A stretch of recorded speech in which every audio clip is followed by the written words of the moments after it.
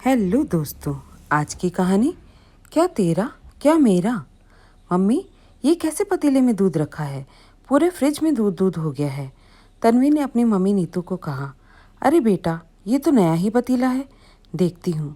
जाओ तुम अपना काम करो, कहते हुए नीतू पतीले को देखने लगी।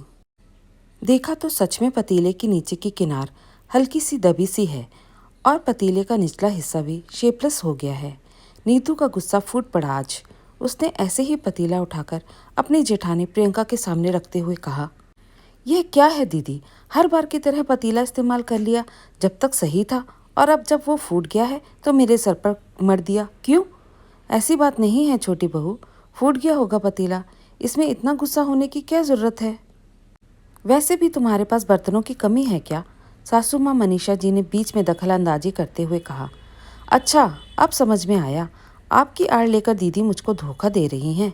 पर सासू माँ, ये दीदी के साथ साथ आप भी मुझे धोखा दे रही हैं, ये बात याद रखना आप।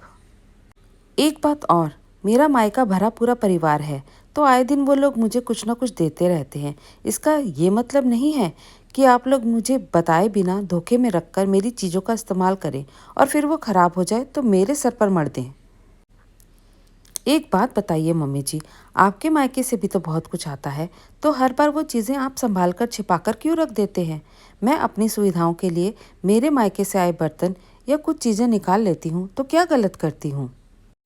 आपको भी पता है कि मैं ना किसी की चीज़ें लेती हूँ, ना ही मेरी चीज़ें कोई लापरवाही से इस्तेमाल करे वो पसंद करती हूँ। दीदी, अगर आपको मेरी चीज़ें इस्तेमाल करने का इतना ही शौक़ है तो अपनी चीज़ समझकर इस्तेमाल करिएगा, और टूट फूट जाए तो धोखे में रखकर उसको छिपाकर मेरे सर पर मत मढ़िएगा। आंखों में आंसू लिए नीतू ने कहा। नीतू की बात सुनकर मनीषा जी और प्रियंका के चेहरे का रंग उड़ गया, क्योंकि उसकी हर बात सही है। जब भी नीतू अपनी सुविधा के लिए कोई भी चीज़ या बर्तन निकालती अपने मायके से आए हुए में से, तो नीतू की जगह प्रियंका ज़्यादा इस्तेमाल करती। नीतू यह समझकर चुप रह जाती कि घर एक ही है, तो उसमें क्या तेरा और क्या मेरा।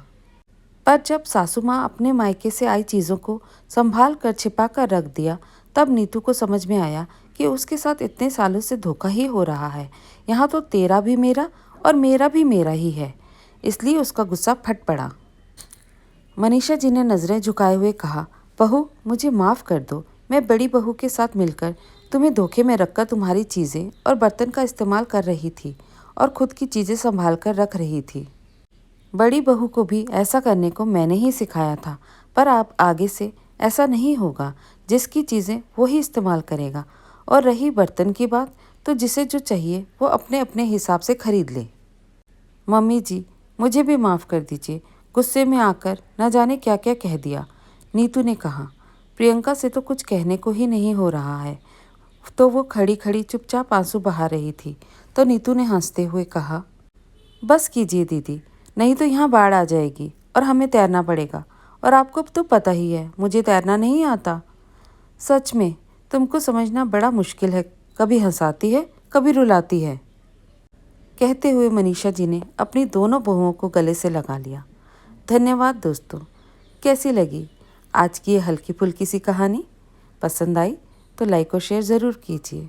नए हैं तो चैनल को सब्सक्राइब करना बिल्कुल भी मत भूलिए।